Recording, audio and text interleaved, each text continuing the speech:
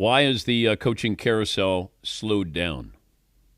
Because there's only two guys who are no-brainers going into it, Mike Vrabel and Ben Johnson. Now, with Ben Johnson, the question is there a spot where he is willing to go and give up this opportunity to be part of an emerging juggernaut in Detroit? And also, not every guy wants to be the guy at the front of the room. I've heard that Ben Johnson relishes his current role as mad scientist, coming up with all these trick plays, running the offense, and not dealing with the pressure of being the head coach.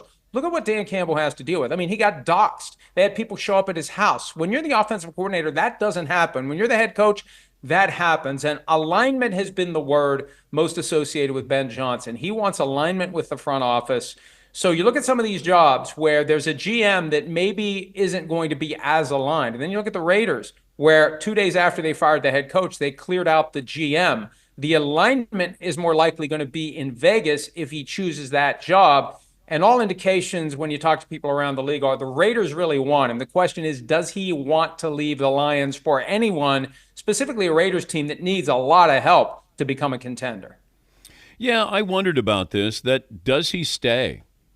I don't know how many assistant coaches, Mike, and you probably have a better handle on this, coordinators who realize that they aren't head coaches or that maybe they don't want to be head coaches. And I'm just throwing that out there. I don't have any numbers to back that up. It feels like that's the natural progression.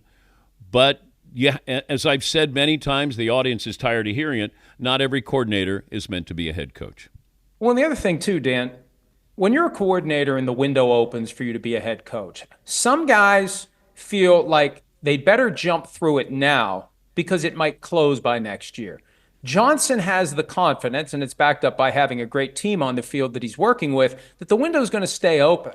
So I don't have to go this year. He didn't go last year. You wait for the right spot. The problem is these jobs rarely come open because the team looking for a coach is a properly functioning NFL franchise. Every team, unless you have a retirement when the guy walks away and the team's on top, every team that's looking for a coach is a bad team that is trying to find a way to get better. So you go into a dysfunctional situation. 2 or 3 years later, you get fired. You have that scarlet letter on your coaching resume, and then you go back to being a coordinator. I think Johnson understands that, and it makes him reluctant to just take whatever comes along. There's a lot of factors that go into it, but number one is alignment. And if he doesn't have the alignment, he's not leaving. And I think this year, when you look at the jobs out there, you look at the teams that have interviewed him, like the Jets are at least sufficiently self-aware to not even bother to try to interview Ben Johnson, right? So I give them credit there. They know what they are. But I think it's the Raiders or Lions. Take that Raiders job or stay put for Ben Johnson.